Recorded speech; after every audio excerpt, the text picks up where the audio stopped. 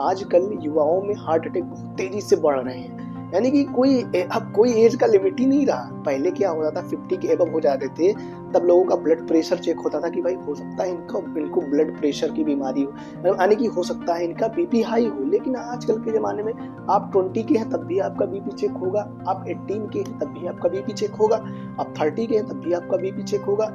लेकिन और पहले ऐसा नहीं था। आज से 25 साल 30 साल पहले जब आप देखेंगे, कोई भी आप आंकड़ा उठाएंगे तो आपको समझ में आए थे हार्ट अटैक के इतने सारे केसेस नहीं आते थे।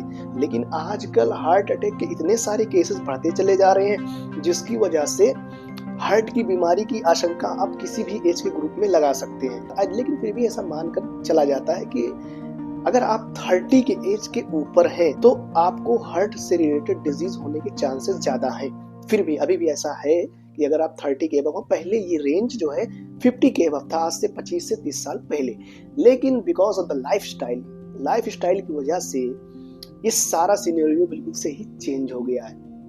तो दोस्तों, आज मैं पूरा यही डिस्कस करूंगा हम अपने हार्ट को हेल्दी कैसे रखें। अगर आपको हार्ट से रिलेटेड कोई प्रॉब्लम है भी या फिर नहीं भी है, आप जानना चाहते हैं, तो मैं सारी चीजें आपको बताऊंगा। आप वीडियो में नए हैं तो प्लीज आप मेरे चैनल को सब्सक्राइब जरूर करें यार। अगर ऐसी वीडियो आपको पसंद आती है तो सब्सक्राइब कर लें चैनल को। ऐसी वीडियोस मैंने पहले बता दिया कि हार्ट का काम है पंपिंग करना, और वो अशुद्ध रक्त को लेकर फेफड़ों में जाता है और फेफड़े से शुद्ध रक्त को लेकर हमारे पूरे शरीर में पंप कर देता है। तो दोस्तों, हार्ट का स्वस्थ रहना बहुत ही ज्यादा इंपॉर्टेंट है। अब जो पंप करता, अब किसके थ्रू? हमारे शरीर के अंदर बहुत सारी नसें होती है जिसको हम आर्टरी और वेन कहते हैं, उनके थ्रू उनके अंदर से ब्लड का बहाव होता है आर्टरी और वेन में। लेकिन अब क्या हो कि अगर हमारे आर्टरी में कोई चीज जम जाए, अब जैसे पाइप है, एक पाइप है, अगर पाइप में अगर कोई कचरा पानी के आने जाने में प्रॉब्लम तो होगी। तो अगर ऐसे ही हमारे नस में कोई चीज फंस जाए, जो कि फंसती है, जिसको हम बोलते हैं कोलेस्ट्रॉल, कहते हैं भैया इस कोलेस्ट्रॉल का लेवल हाई, कोलेस्ट्रॉल जम गया, ब्लॉकेज हो गया।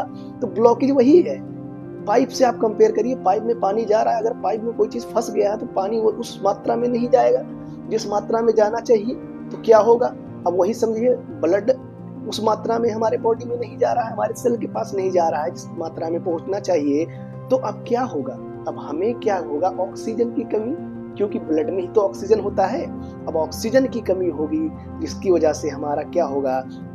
हमारे हार्ट, वहीं से आता है अटैक, उसी में आता है अटैक, उसी को हम बोलते हैं हार्ट अटैक।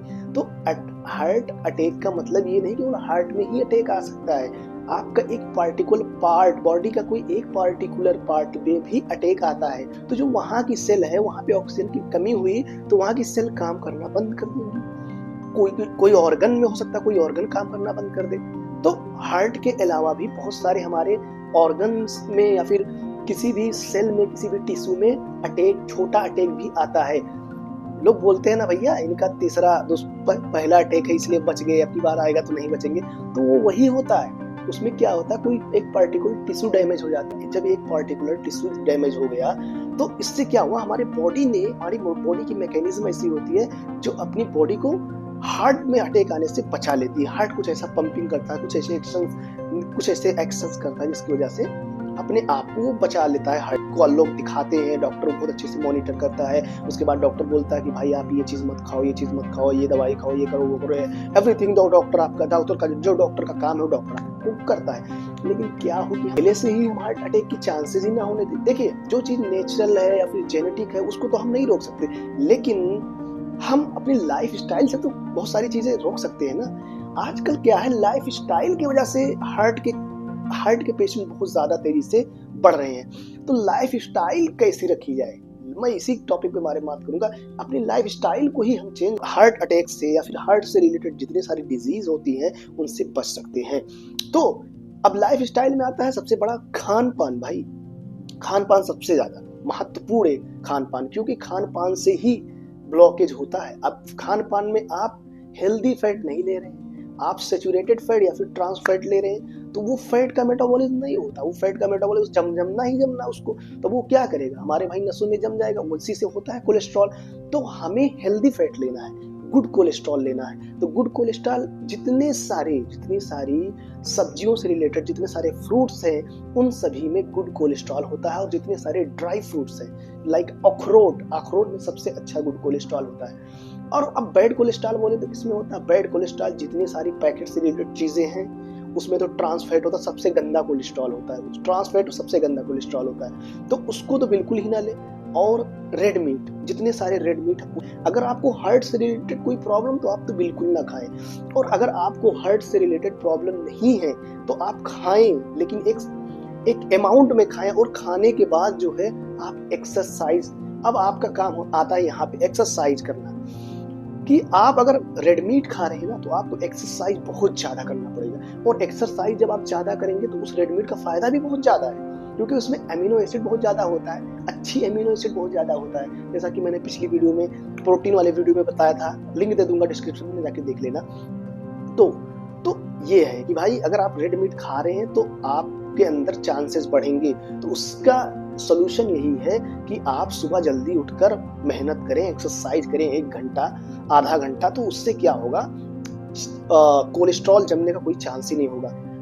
हाँ, है ना। लेकिन अगर आप बिल्कुल से बचना चाहते हैं तो आप बहुत कम रेड मीट करते हैं, रेड मीट बिल्कुल कम खाएं और नेचुरल चीजें खाएं, फ्रूट्स खाएं। फ्रूट्स, फाइबर रिच डाइट बहुत ज्यादा इंपॉर्टेंट है। और सोने उठने का आपका नियम बहुत अच्छा होना चाहिए। लाइक रात में जल्दी सोना है तो सोना है, सुबह जल्दी उठना है तो उठना है।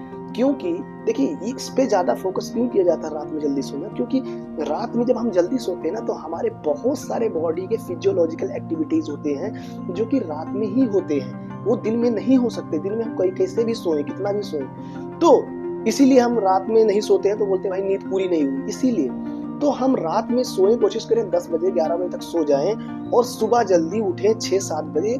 ऑक्सीजन, क्योंकि ऑक्सीजन का लेवल बहुत हाई होता है सुबह में, तो आप उस ऑक्सीजन का लेवल लीजिए, रनिंग करिए। अब सुबह में रनिंग करना, उसके बाद शाम को रनिंग करना, बहुत ज्यादा डिफरेंस है भाई। सुबह में लेवल ऑफ ऑक्सीजन बहुत ज्यादा होता है, पोल्यूशन बहुत कम होता है। तो सुबह में आप एक्सरसाइज करिए, और मैं रिकमेंड करूंगा आप जिम में मत एक्सरसाइज करिए, आप खुले माहौल में, लाइक जहाँ पे पेड़ पौधे हो, लाइक पार्क हो, कुछ भी हो, वहां पे जाके एक्सरसाइज करें। तो नेचुरल हवा आपको मिलेगी, ऑक्सीजन लेवल आपके अंदर बूस्ट होगा, आपके लिए एनर्जी, आपकी एनर्जी लेवल बहुत ज्यादा बूस्ट होगा। तो ये सारी रही कुछ चीजें जिसको हम अपना कर हम हार्ट से रिलेटेड जितनी सारी डिजीज है उनसे लड़ सकते हैं। तो आई होप कि आपको ये वीडियो पसंद आया होगा। अगर आपको ये वीडियो पसंद आ रहा है तो प्लीज मेरे चैनल को आप सब्सक्राइब जरूर करिए ऐसी वीडियोस के लिए। थैंक